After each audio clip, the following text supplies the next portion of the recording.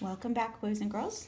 We have the Boxcar Children, and when we left off, we had learned that Jesse and Violet and Henry and Benny were leaving the bakery where they had asked to sleep for the night because the baker's wife said that they were going to take Benny to a children's home.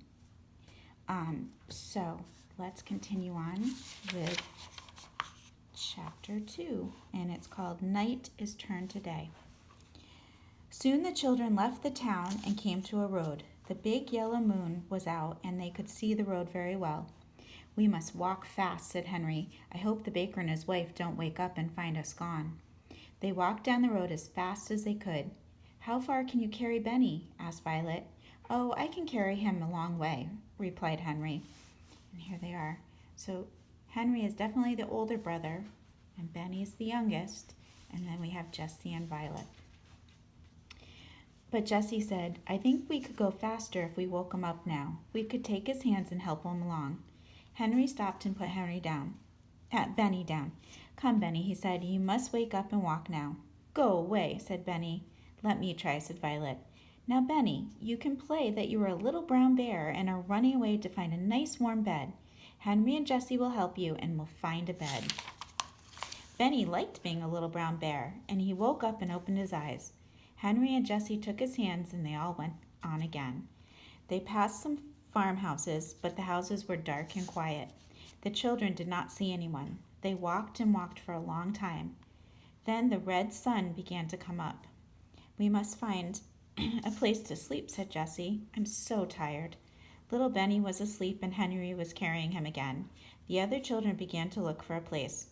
At last Violet said, "Look over there." She was pointing to a big haystack in a field near a farmhouse. "A fine place, Violet," said Henry.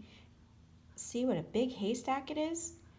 So nowadays, when the farmers bundle their hay, they put it into square bales or those big round things that look like marshmallows. And a long time ago, they would just pile them into a big haystack. They ran across the field toward the farmhouse. They jumped over a brook, and then they came to the haystack. Henry was still carrying Benny. Jesse began to make a nest in the haystack for Benny, and when they put him into it, he went to sleep again at once. The other children also made nests. "Good night," said Henry, laughing. "It is a good morning, I should think," replied Jesse. "We sleep in the day and we walk all night. When it is night again, we'll wake up and walk some more." The children were so tired that they went right to sleep. They slept all day, and it was night again when they woke up. Benny said at once, "Oh, Jesse, I'm hungry. I want something to eat." "Good old Benny," said Henry. "We'll have supper." Jesse took out a loaf of bread and cut it into 4 pieces. It was soon gone. "I want some water," begged Benny. "Not now," said Henry. "You must have some water. You may have some water when it gets dark. There is a pump near the farmhouse." Now, a pump is the old-fashioned way that you would get water from a well down in the ground. You would have to pump a handle to get the water to come out. But they didn't have hoses like we have now. But if we leave the haystack now, someone will see us. When it was dark, the children came out of the haystack and went quietly toward the farmhouse, which was still dark and still. Nearby was a pump, and Henry pumped water as quietly as he could. He did not even wake up the hens and chickens. "I want a cup," said Benny. "No, Benny," whispered Henry. "You will have to put your mouth right into the water. You can play like you are a horse." This pleased Benny. Henry pumped and pumped, and at last Benny had all the water he wanted. The water was cold and sweet, and all the children drank. Then they ran across the field toward the road. "If we hear anyone," said Jesse, "we must hide behind the bushes." Just as she said this, the children heard a horse and cart coming up the road. Here's another clue that this book was written a long time ago. I still have horses and carts around me, but that's only because there's a farm that gives riding lessons. But a long time ago, people used their horse and their carts to get around. Keep very still, Benny," whispered Henry. "Don't say a word." The children got behind the bushes as fast as they could, for they did not have much time to hide. The horse came nearer and nearer and began to walk up the hill toward them. Then the children could hear a man talking. It was the baker. "I wonder where those children went," he said. "I don't think they could walk as far as Silver City. If we don't find them in Greenfield, we'll go home." "Yes," answered his wife. "I do not want to find them anyway. I don't like children. But we must try a little longer. We will look for them in Greenfield, and that is all." The children watched until the horse and cart had gone down the road. Then they came out from behind the bushes and looked at each other. "My, I am glad those people did not see us," said Henry. "You were a good boy, Benny, to keep still." "We'll not go to Greenfield. I wonder how far it is to Silver City," said Jessie. The children were very happy as they walked along the road. They knew that the baker would not find them. They walked until 2 o'clock in the morning, and then they came to some signs by the side of the road. The moon came out from behind the clouds, and Henry could read the signs. Greenfield this way, Silver City this way.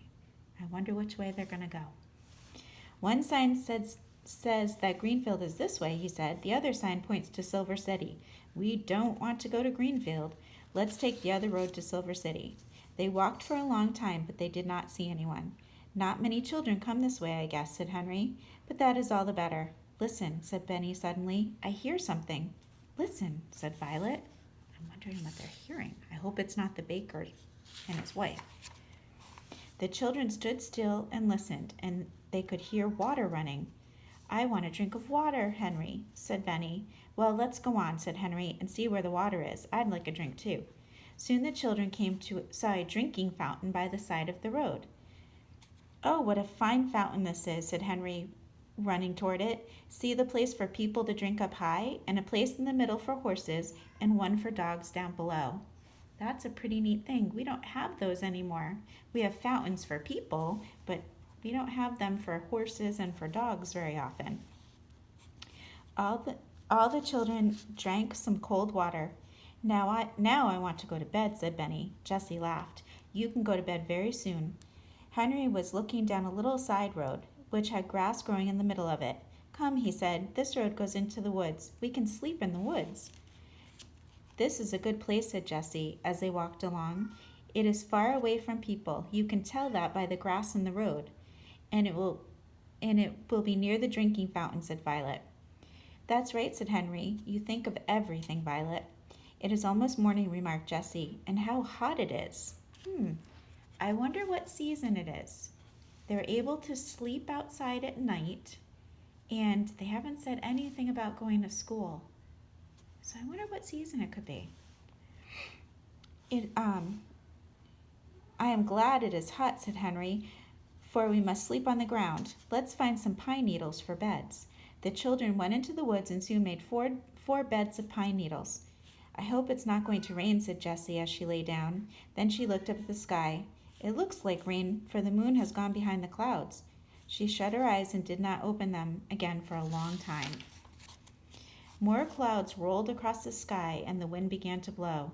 There was lightning also, and thunder, but the children did not hear it. They were all fast asleep. So our next chapter that we'll read is Chapter 3, A New Home in the Woods.